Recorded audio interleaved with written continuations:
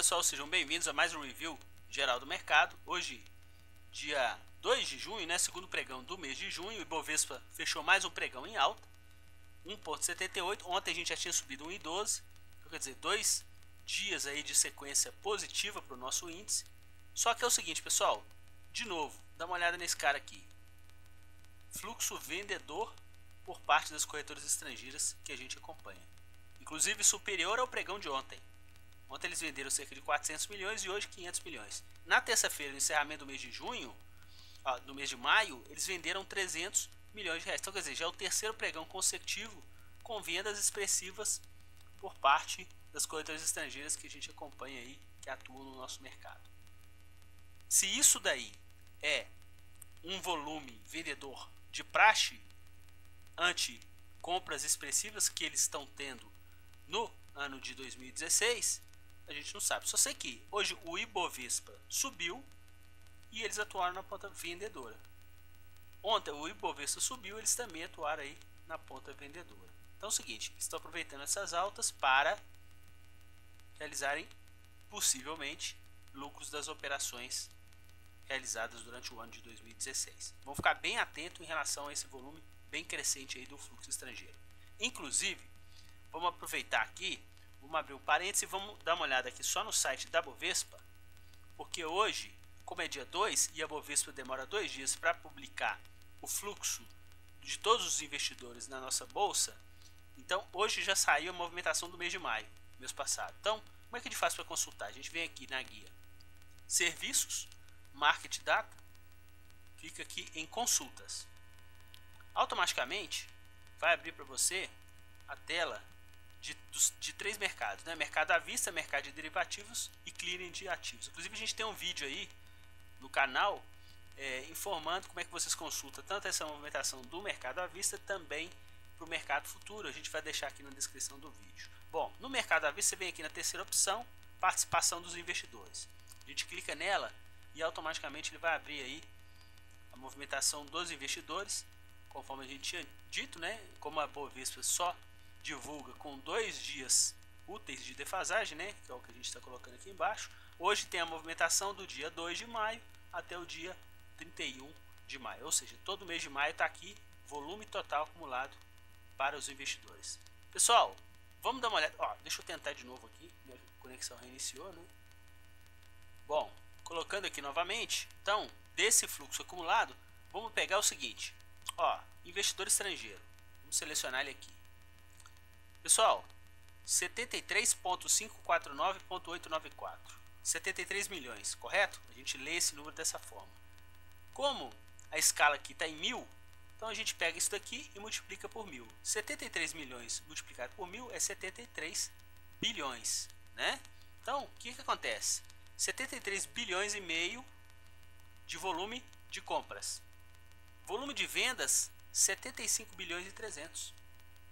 Então significa que no mês passado que o Ibovespa caiu 10%, o investidor estrangeiro ficou com 73,5 de compra e 75,300 de venda. Se a gente fizer o net aqui, dá 1 bilhão e 800 mil reais de vendas no nosso mercado. Vamos dar uma olhadinha agora na pessoa física.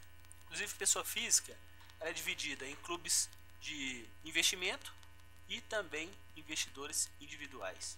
Bom, pessoa física compraram 24 bi e 300 e venderam 22 bi e 800, ou seja, saldo positivo aqui em 1 bi e meio. Quer dizer, o Ibovespa cai 10%, pessoa física compra 1 bi e meio. Pessoal, nada contra a pessoa física, mesmo que a gente faz parte desse processo, só que é o seguinte, o que a gente tem que acreditar? Não é interessante a gente acompanhar o fluxo estrangeiro? Quer dizer, o Ibovespa cai 10% e eles vendem 1 bi e 800, pessoa física compra 1 bi e meio. Inclusive até um investidor institucional terminou esse mês de maio com ambiente o quê? Comprador. 33.100 de compras e 32.700 de vendas. Quer dizer, 400 milhões em compras. Então é o seguinte, desses três tipos de investidores, a gente tem aqui um investidor estrangeiro, inclusive com maior volume em relação ao percentual total de participação. Em compras 26%, em vendas 27%. Se a gente somar aqui, somente o investidor estrangeiro nesse mês movimentou mais de 53% de todo o volume negociado na bolsa. Quer dizer, mais da metade do volume da bolsa vem deles, né? A gente consegue perceber isso, que o dia que tem feriado no mercado lá fora, simplesmente o nosso mercado aqui não existe.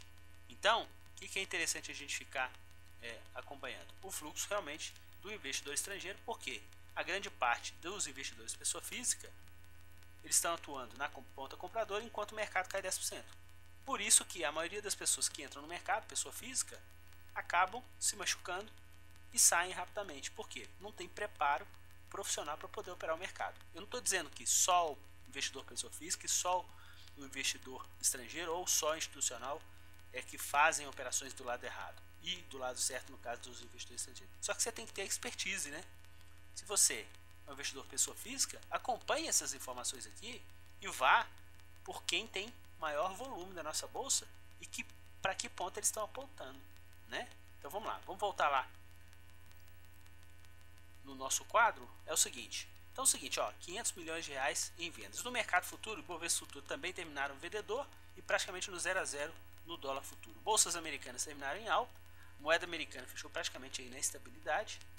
E vamos dar uma olhada aqui nos nossos contratos de evolução intradiária para os contratos do Ibovespa e dólar.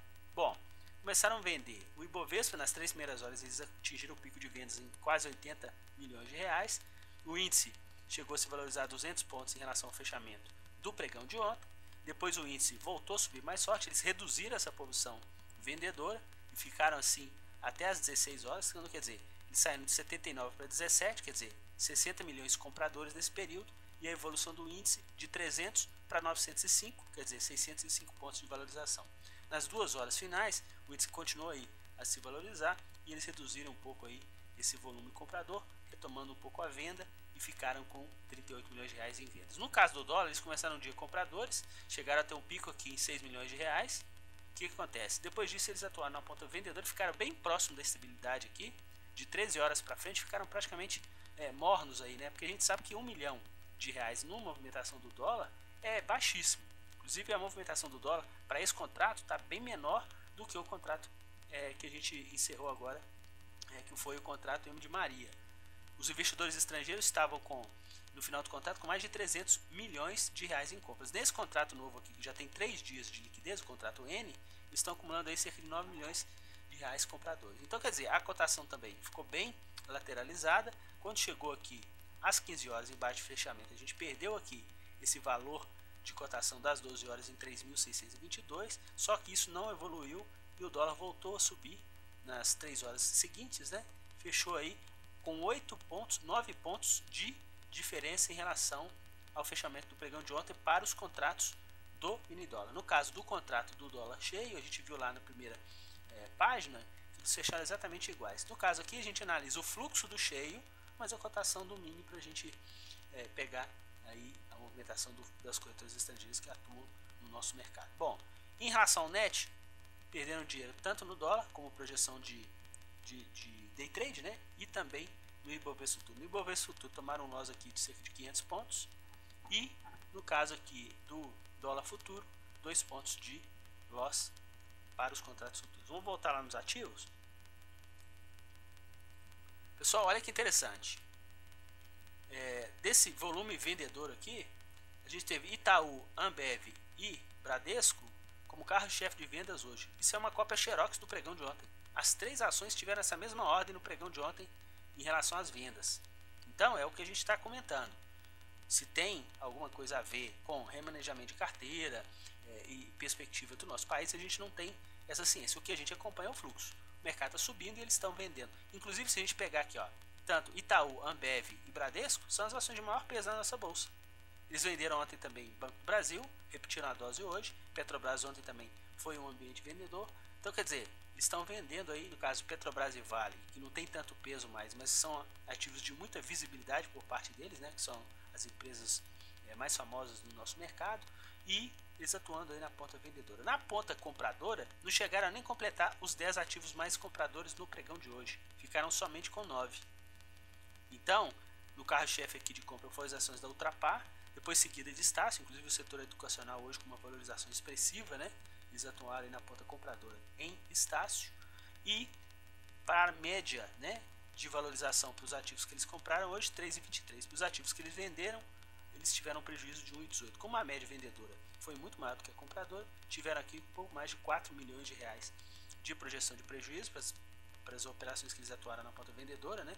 Vale lembrar que, como eu comentei, as ações de vendas em relação ao comportamento deles estão vindo no leilão de fechamento. Então isso já ocasionou essa projeção de prejuízo para as ações que eles venderam e lucro para as ações que eles compraram. Se a gente fizer um net aqui, 2.400 para 4.300, a gente vai ter praticamente 2 milhões de reais de projeção de prejuízo, né? 1.900.000 mais ou menos de projeção de prejuízo no mercado à vista. No mercado futuro também ficou com mais ou menos 500 mil. No mercado de opções, pessoal, eles lucraram tanto para as opções de Petrobras como Vale. Olha que interessante, no caso tanto de Petrobras e também como Vale, qual que foi o net nas opções? Foi positivo, né? Porque quem vende put é projeção de alta por ativo. No caso fizeram isso para Petrobras e Vale. E quem compra call, no caso de Vale, também projeção de alta. Se a gente fizer um net aqui de Vale, 900 mil em relação à projeção de alta, e no caso de Petrobras, 400 mil em relação à projeção de alta. E no mercado à vista, tanto Petrobras e Vale atuaram na ponta vendedora. Então, o que significa isso? Remuneração de carteira, quando você atua em posições distintas, né, divergentes nos dois mercados, é proteção de carteira e, aliás, remuneração de carteira e proteção de ativo, quer dizer, contra variações de preços que eles atuaram hoje nas opções. Vamos dar uma olhada aqui rápida no quadro das opções? Bom, pessoal, então é o seguinte, todas as opções hoje, tanto de Petrobras e Vale, eles conseguiram ter um ambiente de lucro. Petrobras, a variação média foi 8,43 das opções que eles compraram e 3,68 das 20 opções que eles venderam. No caso aqui de Vale, 10,16 nas opções que eles compraram e 0,82 nas opções que eles venderam. Eles conseguiram aí auferir lucro, né, como projeção de day trade. A gente sabe que eles não fazem só operação de day trade, mas a gente sabe que eles fazem pressão no preço, por isso que a gente tem esse acompanhamento com essas projeções. Então, no caso das opções, eles ficaram praticamente lucrativos em todas as pontas que eles atuaram. Então, pessoal, a gente vai ficar atento em relação a esse fluxo aqui.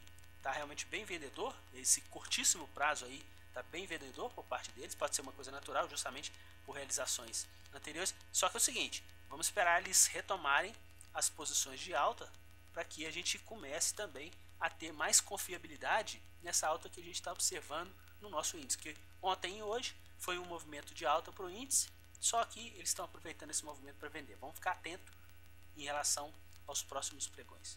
Um grande abraço a todos e até o nosso próximo boletim.